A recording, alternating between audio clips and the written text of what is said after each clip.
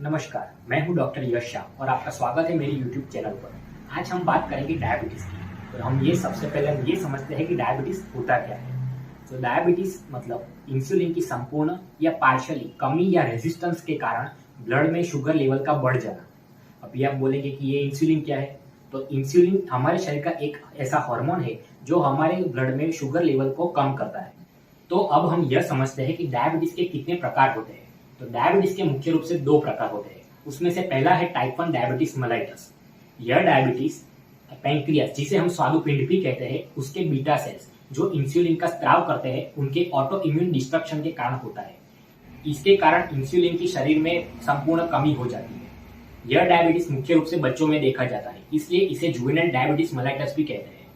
इस डायबिटीज की ट्रीटमेंट में मुख्य रूप से इंसुलिन ही लिया जाता है, इसलिए इसे इंसुलिन डिपेंडेंट डायबिटीज मेलाइटस भी कहते हैं। डायबिटीज का दूसरा प्रकार है टाइप 2 डायबिटीज मेलाइटस। यह सबसे कॉमन प्रकार का डायबिटीज है। फूड में जो कार्बोहाइड्रेट होता है जो वो हमारे शरीर में ग्लूकोज में कन्वर्ट होता है। अभी इस ग्लूकोज को अपना उपयोग करने के लिए उसे हमारे सेल्स के अंदर जाना होता है। इंसुलिन ऐसे ही ग्लूकोज को सेल्स के अंदर ले जाने में मदद करता है। अभी भोजन के बाद जब हमारे शरीर में ग्लूकोज की मात्रा बढ़ती है तब वो पैंक्रियास को इंसुलिन का स्त्राव करने के लिए स्टिमुलेट करता है। लेकिन टाइप 2 डायबिटीज मेलाइटस में यहाँ पर दिखाए गए ग्राफिक्स की तरह सेल्स इंसुलिन के प्रति प्रतिरोधकता यानी कि रेजिस्टेंस उत्पन्न करते हैं, जिसकी वजह से ग्लूकोज सेल्स के अंदर प्रवेश नहीं कर पाता है और ब्लड में ग्लूकोज का लेवल बढ़ जाता है। टाइप 2 डायबिटीज मेलाइटस को non insulin dependent diabetes mellitus भी कहते हैं, क्योंकि उसकी ट्रीटमेंट में इंसुलिन का कोई महत्वपूर्ण रोल नहीं है। आज हम मुख्य रूप से टाइप 2 डायबिटीज मेलाइटस की ही बात करेंगे। अब हम यह जानते हैं कि टाइप 2 डायबिटीज मेलाइटस होने का रिस्क किन कारणों से बढ़ता है। तो सबसे पहला कारण है ओबेसिटी यानी कि मोटापा। दूसरा कारण है सेडेंटरी लाइफस्टाइल। तीसरा कारण है एक्सरसाइज की कमी के कारण। और कुछ दवाइयों के इस्तेमाल से भी टाइप 2 डायबिटीज मेलाइटस होने का जोखिम बढ़ता है। तो अब हम यह देखते हैं कि टाइप 2 डायबिटीज मेलाइटस में कौन से सिम्टम्स देखने को मिलते हैं। इसमें से सबसे पहले अत्यधिक पेशाब लगना यानी कि पॉलीयूरिया, अत्यधिक प्यास लगना यानी कि पॉलीडिप्सिया, और अत्यधिक भूख लगना मतलब पॉलीफेजिया, थकान लगना, वेट लॉस होना और घाव को भरने में समय लगना जैसे कई सिम्टम्स देखने को मिलते हैं। अभी हम यह जानते हैं कि डायबिटीज को डायग्नोस कैसे कर सकते हैं। इसके लिए हम ग्लूकोज टॉलरेंस टेस्ट का इस्तेमाल करते हैं। ग्लूकोज टॉलरेंस टेस्ट में दो प्रकार के टेस्ट आते हैं। पहला होता है फास्टिंग ग्लूकोज लेवल, वो खाने के पहले का टेस्ट होता है, और दूसरा होता है पोस्ट प्रांडियल ब्लड ग्लूकोज, जो खाने के 2 घंटे बाद का होता है। अगर फास्टिंग ब्लड शुगर लेवल 70 से 100 होता है तो उसे नॉर्मल, 100 से 126 तक का होता है तो उसे प्री डायबिटिक, और 126 से ज़्यादा हो तो उसे डायबिटीज की कैटेगरी में रखा जाता है। इसी तरह post prandial blood sugar level 110 से 140 हो तो उसे नॉर्मल, 140 से 200 तक की कैटेगरी में आता हो तो उसे प्री डायबिटिक की कैटेगरी, और 200 से ज़्यादा हो तो फिर उसे डायबिटीज की कैटेगरी में रखा जाता है। इसके अलावा हम HbA1c का उपयोग करते हैं। उसका लेवल जब 6.5 से ज़्यादा होता है तो फिर उसे डायबिटीज की कैटेगरी में रखा जाता है। अब आपको प्रश्न होगा कि ये HbA1c क्या है।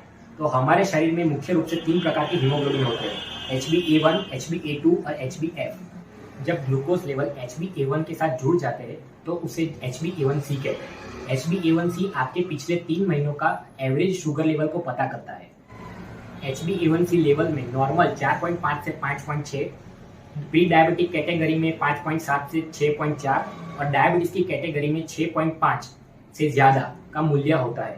अभी हम यह समझते हैं कि टाइप 1 डायबिटीज मेलाइटस को टाइप 2 डायबिटीज मेलाइटस से भिन्न कैसे करते हैं। इसके लिए एक टेस्ट है जिसका नाम है फास्टिंग इंसुलिन ब्लड टेस्ट। इस टेस्ट में 2.5 से 25 तक का मूल्य नॉर्मल, 2.5 से कम का मूल्य टाइप 1 डायबिटीज मेलाइटस और 25 से ज़्यादा का मूल्य टाइप 2 डायबिटीज मेलाइटस को इंडिकेट करता है। अभी हम यह जानते हैं कि डायबिटीज के पेशेंट शुगर लेवल को दवाई के उपरांत कैसे कंट्रोल कर सकते हैं। तो उसमें सबसे पहले हम बात करते हैं एक्सरसाइज के बारे में। एक्सरसाइज से हमारे शरीर में इंसुलिन के प्रति सेंसिटिविटी इंप्रूव होती है। पोस्ट प्रांडियल और फास्टिंग शुगर का लेवल कम होता है। मेटाबॉलिक, कार्डियोवास्कुलर और साइकोलॉजिकल बेनिफिट भी मिलता है। अमेरिकन डायबिटीज एसोसिएशन हफ्ते में 3 से 4 बार 30 से 60 मिनट तक एरोबिक एक्टिविटी की सलाह देता है। अभी हम यह जानते हैं कि डायबिटीज के पेशेंट का डाइट प्लान क्या होता है। तो डायबिटीज के पेशेंट को शुगर, स्वीट बिस्किट्स, जाम, हनी, सिंथेटिक जूसेस, आलू, शकरकंद को अवॉइड करना चाहिए यानी कि नहीं खाना चाहिए। जबकि हरी सब्जियां, टमाटर, बैंगन, ककड़ी, फूल गोभी, भिंडी, सूप, छाछ, चाय और कॉफी विथ स्वीटनर्स को जितना हो सके उतना खाना चाहिए। डायबिटीज में आम, केला, चेरी, सीताफल, अंगूर, चीकू को अवॉइड करना चाहिए, जबकि आप सफरजन, एप्रिकॉट, जामफल जैसे फल खा सकते हैं। अब हम जानते हैं मेडिकल न्यूट्रिशन थेरेपी के बारे में। मेडिकल न्यूट्रिशन थेरेपी के उपयोग से या फिर उसे स्ट्रिक्टली फॉलो करने से HbA1c लेवल को 0.6 से 1.4% तक कम किया जा सकता है। इसके लिए सबसे पहले हमें टोटल कैलोरीज की इंटेक का पता लगाना होता है।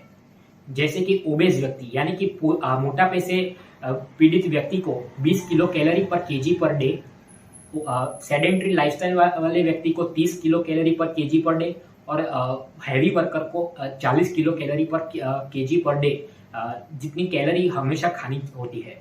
और इन टोटल कैलोरीज को इस तरीके से डिस्ट्रीब्यूट किया जा सकता है, जैसे कि 20% ब्रेकफास्ट में, 35% लंच में, 15% लेट इवनिंग फीड में और 30% डिनर में खाया जा सकता है। इसे हम एक एग्जाम्पल से समझते हैं।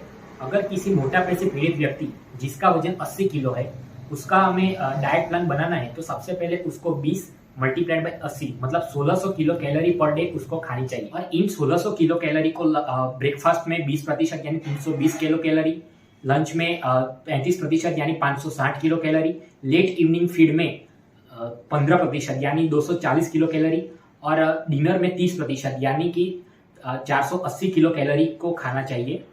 अभी आपको किस मील में कौन सी वस्तु खाने से कितनी कैलोरी मिलेगी उसकी लिस्ट आपको गूगल से भी मिल जाएगी। अब हम यह जानते हैं कि डायबिटीज होने से हमारे शरीर को क्या नुकसान होता है। तो डायबिटीज होने से हमारे शरीर में आंखों की बीमारियां जैसे कि ग्लोकोमा, मोतियाबिंद, डायबिटिक रेटिनोपैथी हो सकती है। उसके उपरांत किडनी की बीमारियां, इन्फेक्शन, स्किन चेंजेस जैसी कई बीमारियों का सामना करना पड़ सकता है। यह थी डायबिटीज के संबंधित जानकारी। यह वीडियो अधिकतम से अधिकतम लोगों तक पहुंचाए ताकि उनको भी ये इन्फॉर्मेशन का लाभ मिल सके। और आने वाले और अन्य रोगों की जानकारी के लिए भी हमारे चैनल को सब्सक्राइब कीजिए और बेल आइकन दबाएं।